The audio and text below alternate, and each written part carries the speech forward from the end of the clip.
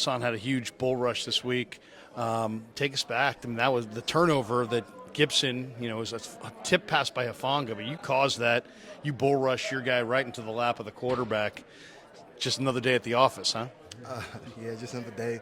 They called up the right play, came through, and I did my job. That was it. Yeah. Why here? What you had places, you had options to go around the league. You decided to come here. Tell us why you decided to come here. Well, first, this is home. I love California, but the real reason is my coach, Chris Krueger. I mean, I've known him for a little bit over the years. I know people who've known him and worked with him, and his recommendations, the people that he coaches and what he does. I mean, who doesn't want to play for him? Loves ball. I mean, loves his players and who he plays for. So, I mean, that's one of the main reasons why I came here. I mean, watching him coach is something else, man. I mean, he's swearing, he's punching the ground, he's yelling at you guys. He's lost it. I mean, he's losing it on the field. What's that like? I mean, he's intense and he puts as much energy and passion into the game. I mean, he wants his players, us, to do well. Right. All of us, not just one guy, he wants everybody to go out there and succeed. And that's what you want there, right there next to you, somebody like that. I know, I wish I woke up in the morning and I had Chris Krueger just yelling get that podcast uploaded.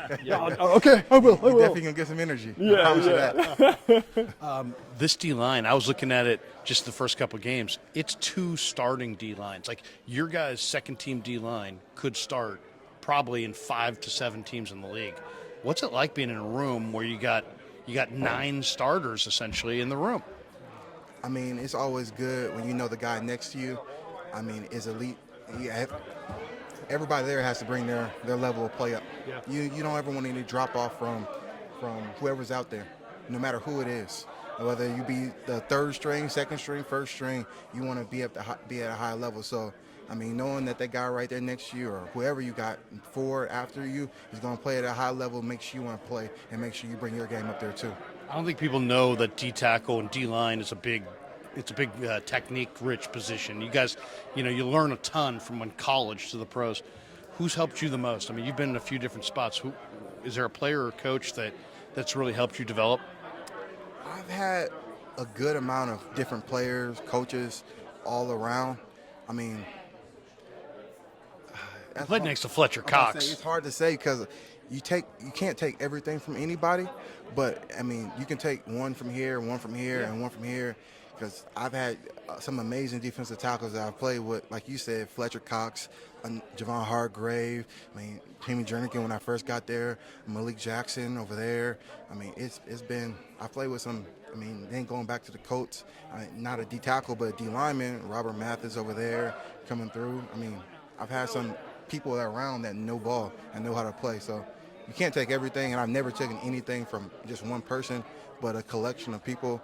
I mean, you take here, and you try to bring it together into what you can do. You play with a lot of functional strength, man. You're a hard guy to block out of there. Technique. I mean, how do you play with a low pad level? Is it a hard thing to do every week, or is it something that comes naturally? I mean, that's a big part of the gig. That's something you got to practice and you got to work on every day. I mean, it's something that we work on every day here. So, I mean, just something that you got to constantly have in the back of your head and work on it, and then be constantly doing it. What does Chris do that makes guys want to play for him? Because you're not the first guy. Kerry played for him before. There's other guys who played for him before, and they all swear by this guy. Is it the energy? Is it what he's teaching technique-wise? Is it the person that he is? Why do you guys gravitate towards him? It's all of the above. You just said it all. I mean, there's not one thing that you just said that he doesn't bring or doesn't have. I mean, he like you said, you want somebody that has your back, that wants you to win, that wants you to succeed, and then you want somebody that's going to put you in the best position to do it too. And I mean, you can't sit there and say he doesn't do a single one of those things. Yeah. Russell Wilson this week is the task. I would imagine a coordinated rush is going to be huge, right? Because this is a mobile quarterback. He's more mobile than Geno. Maybe not more mobile than Fields, but when you have a mobile quarterback, how does that change the job? I mean, it's the same job every week. Is it? It's the same job. I mean, no matter who's back there, we got to do the exact same thing every week. I mean, you notice a little bit more about certain different players, but at the end of the day, you bring up what you're going to do from the last week to this week and focus on what we do best. I watched you at Texas, and you were a good player at Texas, but obviously you're a better player today. How are you different? How are you different than the guy that we saw at Texas? I guess experience and then learning and then just growing as a player, learning from other players and coaches and just trying to take what I can do. Last one I got for you. On game day, let's say the game's 2 hours from now. Do you have pregame rituals or a pregame meal? Do you want to eat the same thing every night or every day before the game? Different? Some guys don't eat at all. What are your pregame rituals? Do you have any? I don't have any pregame rituals. I'm not too big on that. I just try to go about my day. I mean, try to treat it like almost any other day. Try to take my preparation and just be ready and get ready for the game and go have some fun and enjoy. You got one for him, Brian? Oh, I was just going to ask, I mean, I'm sure, sir, you're a veteran now, but Sunday Night Football, I mean, does it still feel a little different, or are you kind of just like same old day at the job? I mean, first one of the years. I'm about to say, it's a little, I mean, night games are always good, but I mean, like I say, football at the end of the day. You love what you do, you're going to love it in the morning, the evening, it doesn't matter when. Last one. Who got you into football? Was it your mom, dad, brother, sister? Who drove you out to the practices and said, you know what, stick with it? Go. Maybe you didn't want to do it at first. Was there anybody that pushed you? Anybody pushed me? I pushed myself. Did you? My friends, when I didn't really play football too much in middle school or high school. So when I first got there, my friends were playing football. It was really big in Texas. Sure. So I seen they were all going, and I was like, why don't you come try out? Why don't you come over here? I said, hey, might as well. Yeah. And I mean, the rest, it's worked out pretty well. How big were you in high school? Because you probably put on a lot of weight since then, huh? I am not the size I was by then. I mean, I'm definitely a lot heavier, bigger than I was. I was a basketball player, so I was pretty lanky, pretty small, but had a few growth spurts and ate a little bit. and I got a little bit bigger. Mavericks fan?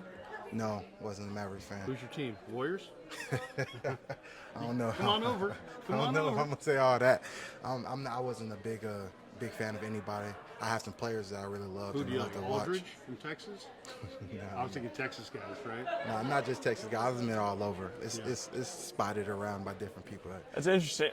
Womack just said the same thing, and people my age. I mean, I'm 26. Like, people are just fans of players at this point. It's more fun anyway. Like, why you gotta root for some crappy team?